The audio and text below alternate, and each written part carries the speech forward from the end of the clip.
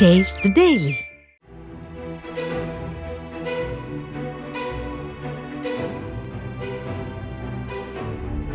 கோவை மாவட்டம் வால்பாறையில் இருந்து rayon division எஸ்டேட்டுக்கு சென்று கொண்டிருந்த அரசு பேருந்தின் மேற்கூரையில் இருந்து மழைநீர் ஒழுகியதால் பெண் பயணிகள் சிலர் குடையை பிடித்து பயணித்தனர்.